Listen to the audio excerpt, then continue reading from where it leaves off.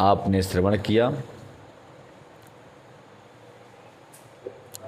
प्रभु राम की मंत्रणा समस्त वानरी सेनाओं को भा गई। राम जी कहते हैं कि मैं समुद्र को मनाऊंगा, पूजा करूंगा और उससे रास्ता मांग लूंगा। लक्ष्मण कुमार जी कहते हैं नहीं नहीं भैया, रास्ता मांगना उचित नहीं। देव देव आलसी पुकारा। कहते हैं हनुमान जी कि हे प्रभु, लक्ष्मण कुमार जी कहते हैं प्रभु ये प्रार्थना करना अच्छा नहीं है, परंतु राम जी ने समझा दिया। न नाथ दैव करे कवन भरोसा, सो सही सिंधु करहि मन रोसा। कादर मन कहूँ एक अधारा, देव देव आलसी पुकारा। लक्ष्मण कुमार जी कहते हैं कि देवताओं पर भरोसा वही छोड़ते हैं जो आलसी होते हैं। हनुमान राम जी ने अपने अनु छोटे भाई को समझाया, नहीं लक्ष्मण तुम देखो अभी छोटे हो, उतना समझदार नहीं हो। परमात्मा अगर सहायक बन जाएं तो बहुत सारा कार्य जो बहुत दिन में होने वाला है वो थोड़े दिन में हो जाता है। परमात्मा के सहयोग मिलने के बाद, अदृश्य शक्ति की सहयोग मिलने के बाद ना होने वाला काम भी हो जाता है। ऐसा राम जी समझाते हैं। सुनत बिहसी बोले रघुबीरा, ऐसे करब धरहु मन धीरा। अस कहि प्रभु अनुजय समुझाई, सिंधु समीप गए रघुराई। लक्ष्मण कुमार जी को राम जी समझाते हैं और गोस्वामी वर्णन करते हैं। इस प्रकार से कह करके राम जी ने अपने छोटे भाई अनु समझा दिया और सिंधु के पास चले गए। फिर क्या हुआ? प्रथम प्रणाम कीन सिरुनाई, बैठे पुनि तट दर्भ दसाई। जबहि विभीषण प्रभु पहि आए, पाछे रावण दूत पठाए। प्रभु जो आए, प्रभु गए समुद्र के पास और पास में जा करके प्रणाम किया। फिर कुशा का आसन बना करके उसी में बैठ गए। गोस्वामी जी वर्णन करते हैं कि राम जी जब समुद्र तट पर पहुँचे तो विभीषण के पीछे पीछे रावण ने दूत को भेजा। देखो विभीषण कहाँ जा रहा है, दूत लोग आ गए। तो क्या हुआ? सकल चरित ही देखे धरे, कपाट कपि देह। प्रभु गुण हृदय सराहि, शरणागत परने हैं। बहुत बताते हैं कि कपट से बानर का शरीर धारण करके उन्होंने लीलाएं देखी। कौन? रावण के दूतों ने लीलाएं देखी कि प्रभु इस समय समुद्र को मना रहे हैं, बानर की सेना लगी हुई है। तो वहाँ बानर की सेना ज़्यादा थी, इसलिए उन दैत्यों ने बानर के रूप में ही आकर वहाँ सब देखा। वही अपने हृदय में प्रभु के गुणों की और शरणागत पर उनकी स्नेह की सराहना करने लगे वो नराक्षस लोग। भाई देखिए, चाहे दैत्य ही क्यों न हो, दैत्य को भी अच्छी और बुरी बात मालूम होती है। भाई दैत्य से प्रेम करोगे तो उसको मालूम होगा कि आप प्रेम कर रहे हो उससे। प्रेम करोगे तो अच्छा लगेगा, नहीं लगेगा उसको। ठीक उसी प्रकार अच्छे व्यक्ति की दैत्य लोग भी प्रशंसा करते हैं। दैत्य भी थे तो क्या हुआ, सेवक थे, इनका द्वेष किसी से नहीं। इनका तो काम था कि मैं राजा की आज्ञा का पालन करूं, तो आए थे राजा की आज्ञा के पालन करने के लिए आए थे। परंतु सेवक थे, इसलिए उनको मालूम था कि यह स्वामी कैसा है। कौन? रावण जैसा स्वामी और राम जैसा स्वामी, दोनों में भेद उनको पता चल गया कि राम जी तो शरणागतों की रक्षा करने वाले, अभय प्रदान करने वाले, परंतु मेरे स्वामी तो शरणागत को मारने वाले हैं। ये उनको मालूम होता है। निजी शत्रुता ना हो तो भी, अगर निजी शत्रुता हो तो शत्रु कितना भी अच्छा भी काम करे, विपक्षी लोग तो चिल्लाते ही रहते हैं कि नोटबंदी कर दिया, हाँ है कि नहीं। तो ये सेवक थे, इसलिए राम की प्रशंसा करने लगे। अगर निजी से शत्रु होते तो प्रशंसा नहीं करते, कोई भी नहीं करता भाई। अगर कोई शत्रु हो सामने बड़ा अच्छा काम कर रहा हो, घर बना रहा हो, मकान बना रहा हो, कथा कर रहा हो, भागवत कर रहा हो, हाँ, क्या कर रहा है, फालतू में डिस्टर्ब कर रहा लोगों को कथा करके, क्या नहीं सुनता है। जबकि राम का नाम सबको प्रिय है, परंतु वो कह देगा नहीं राम का नाम बोलना आता है नहीं, कुछ टिप्पणी करेगा ऊपर। भारत का विकास होगा तो किसको अच्छा नहीं लगेगा, सबको अच्छा लगेगा, लेकिन लोग भारत के विकास में भी लोग बोलते हैं कुछ नहीं कर रहा, जब से आया 5 साल सब खाए जा रहा देश को। तो विपक्षी तो अच्छा करो तो भी आपको बुरा कहते ही हैं, लेकिन अनुच्छेद जो दूत होते हैं, दूत कभी झूठ नहीं बोलते, सत्य को सत्य और झूठा को झूठा बोलते हैं। तो वहाँ से आए हैं कौन, रावण के दूत, देख रहे हैं राम जी की लीलाओं को, राम जी के कार्यकलाप को, तो कहते हैं कि वाह प्रभु गुण हृदय सराहें शरणागत परने। जिसने प्रभु राम की शरण में पहुंच गया उसकी सराहना करते हैं, प्रशंसा करते हैं, और भगवान के गुणों का भी स्मरण करते हैं, प्रशंसा करते हैं। प्रगट बखान ही राम सुभाऊ अति सप्रेम गा बिसरि दुराऊ। रूप के दूत कपि तब जाने सकल बांधे कपि सिपहि आने। फिर वे प्रकट रूप में भी अत्यंत प्रेम के साथ श्री राम जी के स्वभाव की प्रशंसा कर रहे, बड़ाई करने लगे। उन्हें दुराव कपट वेश भूल गया, और वह जो हैं तो शत्रु के दूत, और वे उनके बांध कर ले गए। जब वो दूत जब तक सावधान थे, देखिए सावधानी हटी दुर्घटना घटी। दूत लोग आए थे कपट वेश बनाकर, किसका वेश बनाकर, बानर का वेश बनाकर। तो बानर का वेश तब तक रहेगा आपके पास जब तक आपको याद रहेगा कि मैं कपट वेश में बानर का वेश बनाया हूँ, दूसरा वेश चेंज किया हूँ। माया का खेल ज़्यादा दिन तक नहीं रहता। तो माया से कपट रूप धारण किए थे, लेकिन वह कपट रूप धारण करने के बाद जब राम को देखा तो राम के भक्ति में, राम के स्वभाव में इतना लीन हुए कि उनको कपट रूप भूल गया, तो अपने रूप में आ गए, असावधान हो गए, क्योंकि प्रभु के कार्यकलाप ही इतने अच्छे थे कि उनकी प्रशंसा, उनकी बड़ाई करने लगे। अपना रूप भूल गए तो राक्षस रूप में आ गए। तब एक सुग्रीव के सैनिक ने देख लिया, भाई ये राक्षस कौन हैं, जाकर सुग्रीव से कहा, वही बता रहे हैं, कह सुग्रीव सुनौ शब बानर अंग भंग करी पठैव निश्चर। सुनि सुग्रीव बचन कपिधाये बांध कपट चहु पास फिराए। सुग्रीव जी ने बानरों को कहा, जाओ राक्षसों को अंग भंग कर दो और भेज दो इनको। सुग्रीव वचन सुन करके बानर दौड़े, दूतों को बांध कर उन्हें सेना के चारों ओर घुमाया और पिटाई कर दिया।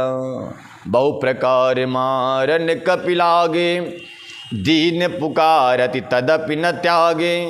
जो हमारे हरे नासा काना ते कौशलाधीश के आना। बानर उन्हें बहुत तरह से मारने लगे हुए दीन होकर पुकारते थे, अब फिर भी बानरों ने उन्हें नहीं छोड़ा, मारते जाते थे, चिल्ला रहे थे तो भी मारते जाते थे बानर लोग। तब दूतों ने पुकारा, कहा, जो हमारे नाक कान काटेगा उसे कौशलाधीश श्री राम जी की सौगंध है, कह दिया। क्योंकि सुग्रीव ने कहा था जाओ इनको अंग भंग कर दो, नाक कान काट लेते, छोड़ देते। तो उन्होंने कह दिया राम जी की सौगंध है, अगर मुझे कोई दंड दिया तो, नाक कान काटा तो। तब सब रुक गए।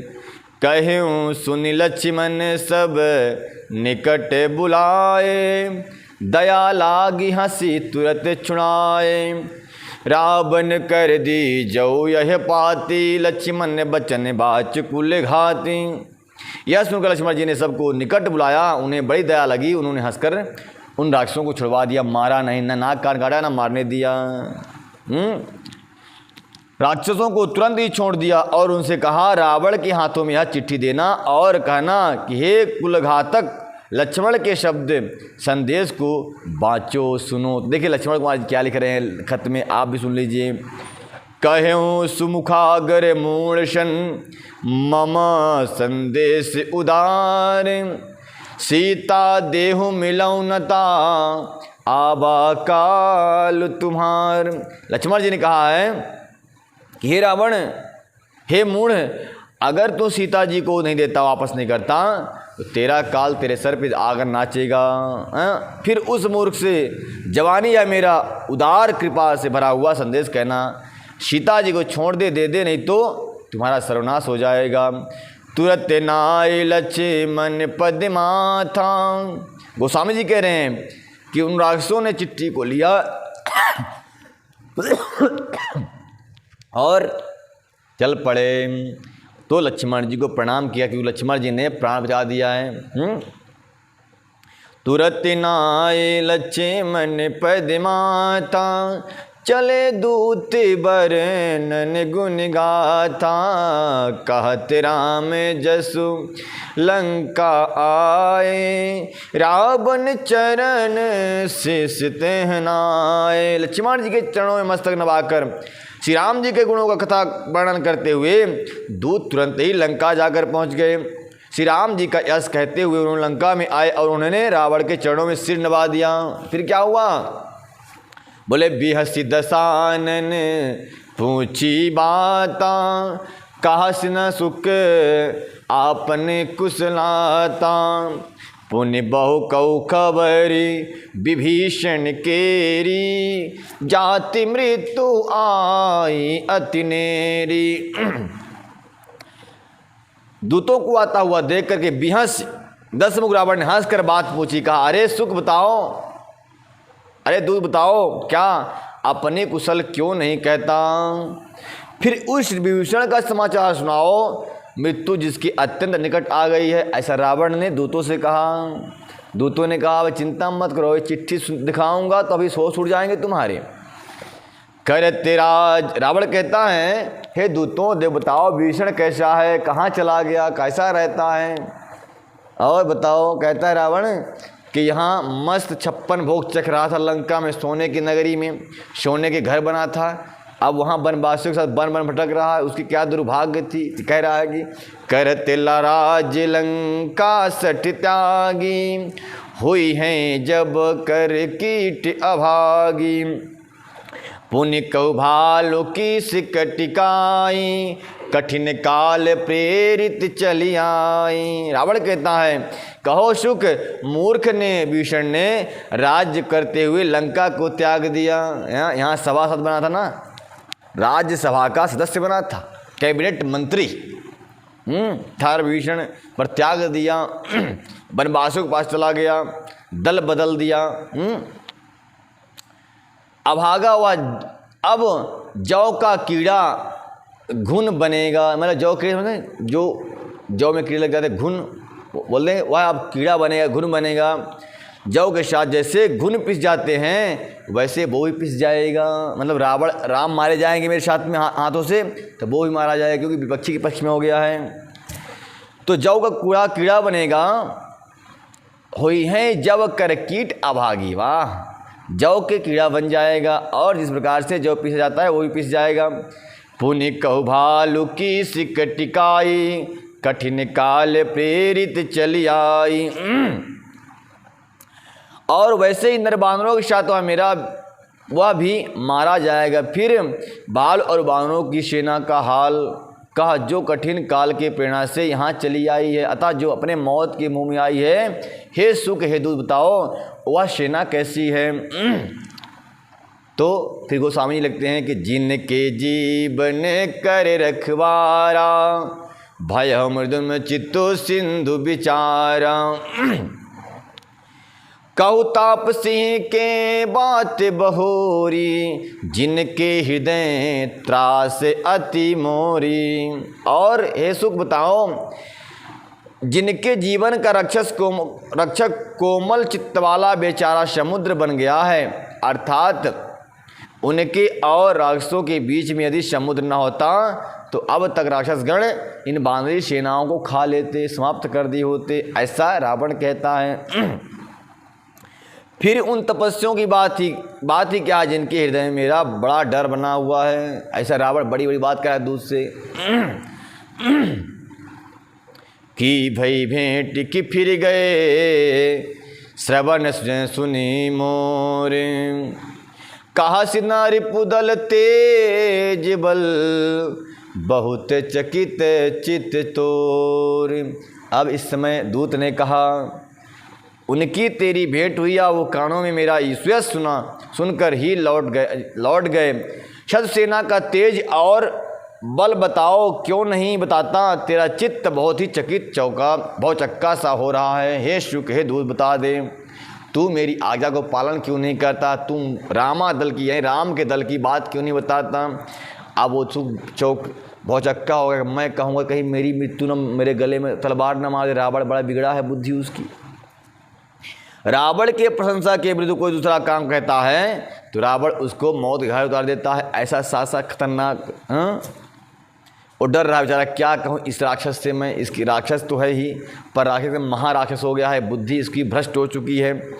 इसको सत्य और असत्य नहीं मालूम हो रहा है, न्याय और अन्याय नहीं मालूम हो रहा है, धर्म और अधर्म मालूम नहीं हो रहा है। सिर्फ जो अपने निजी स्वार्थ के लिए सब कुछ करने के लिए तैयार है, मानो उसका सर्वनाश होने वाला है। सुख मन में सोचने लगा, अब क्या बोले? नाथ कृपा करे पूछूं जैसे, मानहु कहा त्रोय तज जैसे। मिला जाए जब अनुज तुम्हारा, जात ही राम तिलक ते ही सारा। पहली पॉइंट बोला दूत ने तो रावण सूख गया। क्या कहा दूत ने, सुनिए। दूत कहता, हे नाथ कृपा कर पूछे हो तो मैं कहता हूँ, जैसे आप पूछे हो वैसा ही कहता हूँ। हे नाथ, आपने जैसा कृपा करके पूछा है वैसे ही क्रोध छोड़कर मेरा कहना मानिए, मेरी बात पर विश्वास कीजिए। जब आपका छोटा भाई राम जी से जाकर मिला तब उन्होंने बहुत पहुँचते ही श्री राम जी ने उनको लंका का राजा घोषित कर दिया हैं। राज तिलक कर, राम ने उनको राज तिलक कर दिया। और फिर क्या हुआ? फिर गोस्वामी जी लिखते हैं कि रावण दूत हम सुन काना, कपि दी बांध दीने दुख नाना। श्रवण नासिका काटन लागे, राम शपथ दीने हम त्यागे।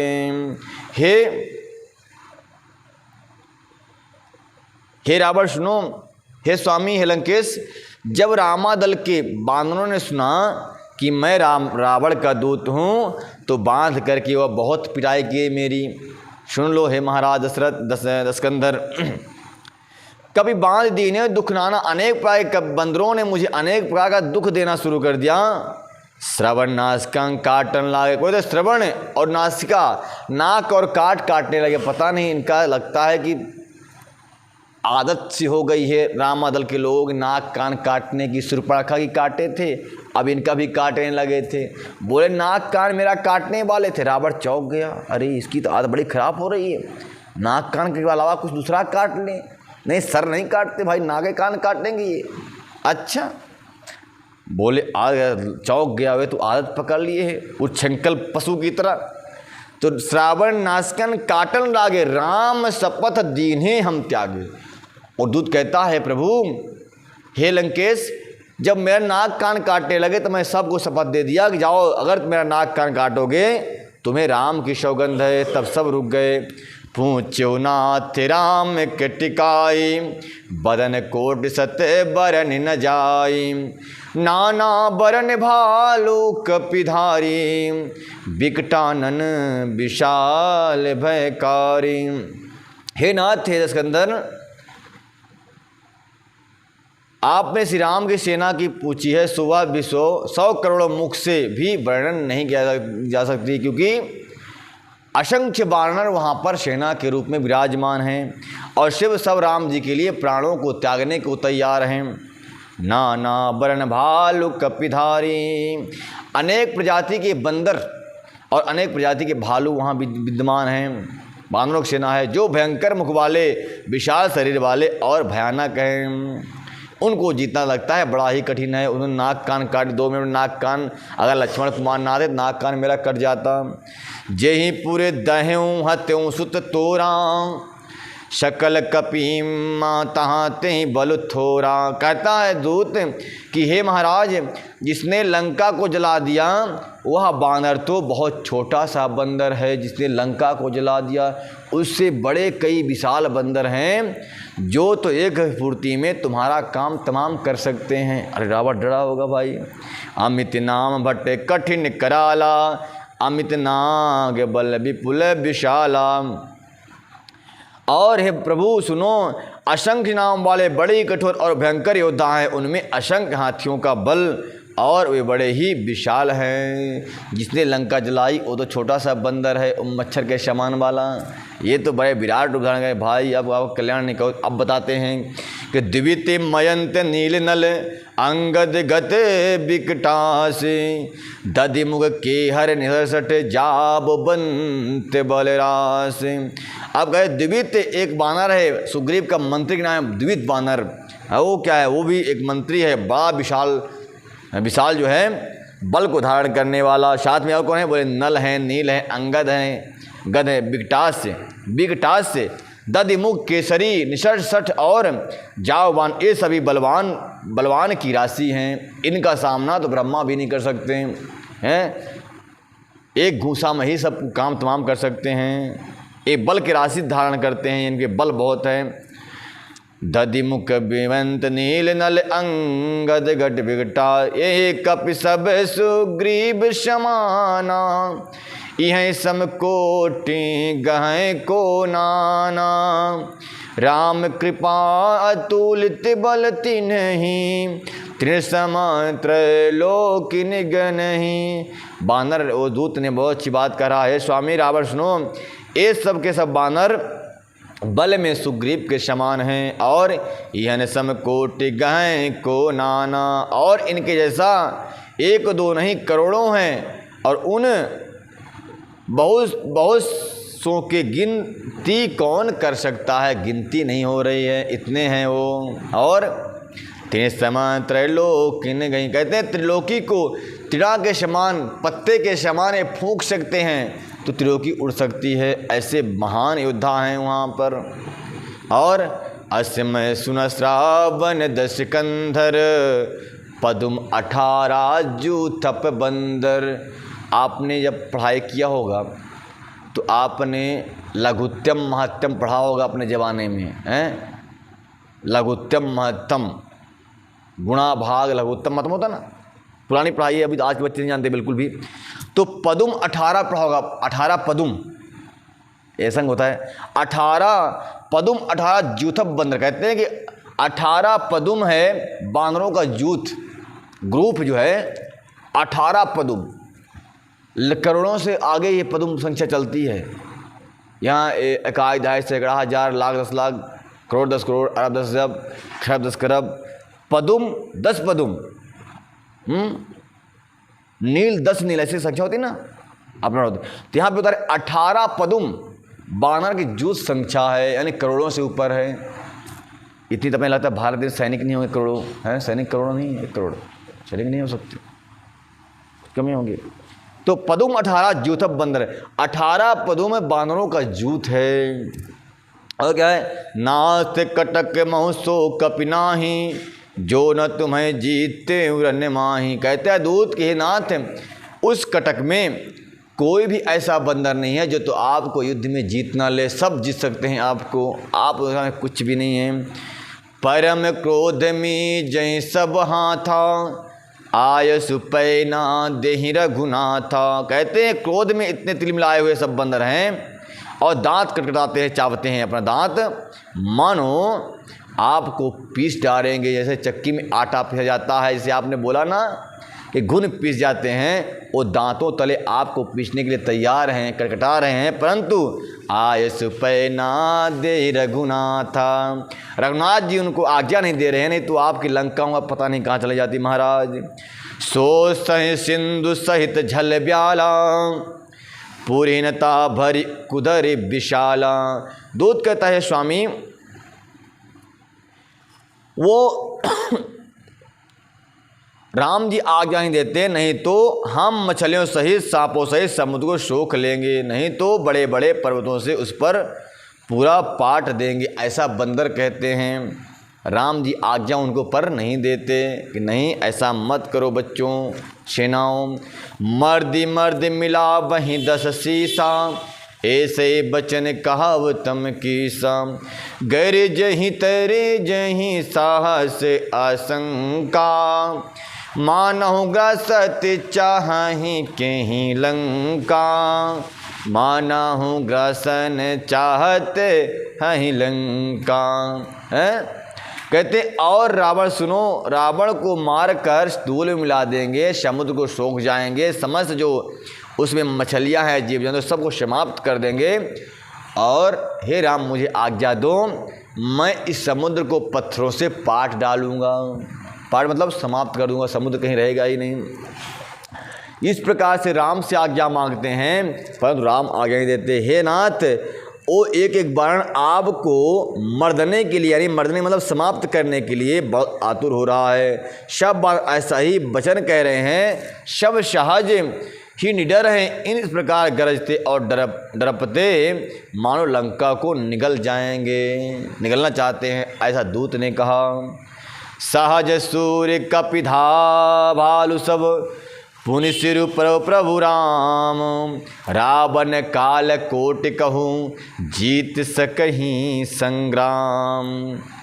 सब बानर भालू साजी सूरवीर हैं, और क्या है, उनके सिर पर प्रभु का राम का आशीर्वाद है। सर्वेश्वर श्री राम जी हैं। हे रावण, वे संग्राम में करोड़ों कालों को भी जीत सकते हैं, ऐसे बानर भालू हैं वहाँ पर। क्योंकि ये अपने आंखों देखी बातें बता रहा, झूठ मूठ नहीं सुन लिया किसी नहीं। स्वयं दूत कभी झूठ नहीं, वो दूत सच बोलता है। और क्या है, राम तेज बल बुद्धि विपुलाई। देखिए बड़े राम की कृपा कैसी होती है कि राम तेज बल बुद्धि विपुलाई, शेष सहसत सकहि न गाई। राम के कृपा से उन मंद बुद्धियों को इतनी बुद्धि आ गई है, इतने बुद्धिजीवी हो गए हैं कि उनको बुद्धि से कोई परास्त नहीं कर सकता। और क्या है, बोले उनको बुद्धि और विवेक इतना है कि भगवान शेष हजारों मुख से भी उनका वर्णन नहीं कर सकते। और क्या है, सकसर एक शोत सप सागर, तब भ्रातहि पूछो नए नागर। वे एक ही बाण में सैकड़ों समुद्रों को सोख सकते हैं, परंतु नीतिपूर्ण श्री राम जी ने नीति की रक्षा के लिए आपके भाई से उपाय पूछी है, क्या करना चाहिए।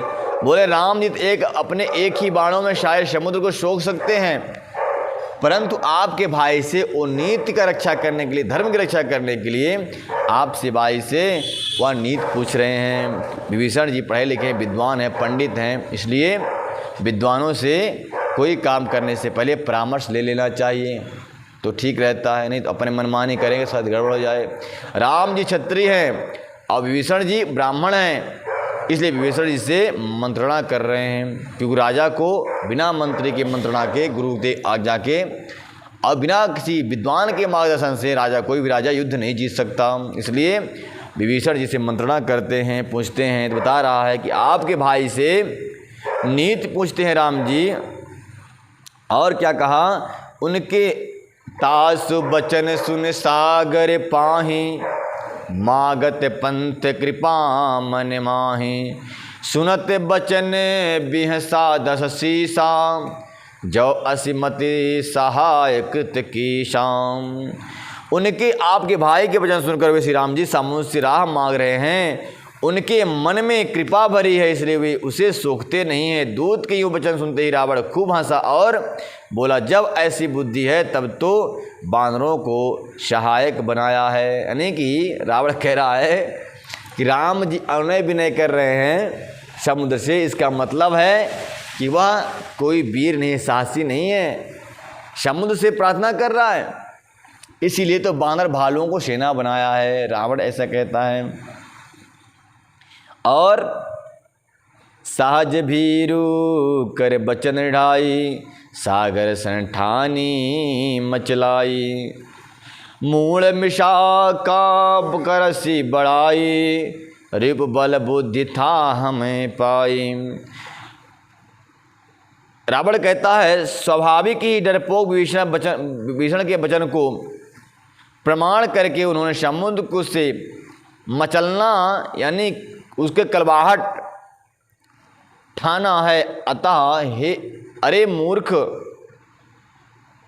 झूठी बड़ाई क्यों करता है, सब मैंने शत्रु राम के बल और बुद्धि की था पा ली है। ऐसा रावण ने कहा। विभीषण की बात में जो आ गया वो मान डूब जाएगा। देखिए बड़ी अटपटी बात विभीषण रावण कह रहा है। रावण ही है तो क्या कहना उसके लिए, उसकी कितना भी निंदा करो कमी है। अपने आप को विद्वान मानना अच्छी बात है, अब खुद को भक्त मानना अच्छी बात है, और खुद को सुंदर मानना, ज्ञानवान मानना, पंडित मानना सब ठीक है, अच्छी बात है। लेकिन मैं ही भक्त हूं सिर्फ, मैं ही विद्वान हूं सिर्फ, मैं ही सुंदर हूं सिर्फ, ये मानना ये कहना बड़ी बुरी बात है। कौन कह रहा है? रावण कह रहा है। विभीषण मूर्ख है, जबकि विभीषण भी उसी कॉलेज में पढ़ा है, उसी यूनिवर्सिटी में पढ़ा है जिसमें रावण पढ़ा है। कौन रावण कौन सी यूनिवर्सिटी में पढ़ा है? विधाता ब्रह्मा यूनिवर्सिटी।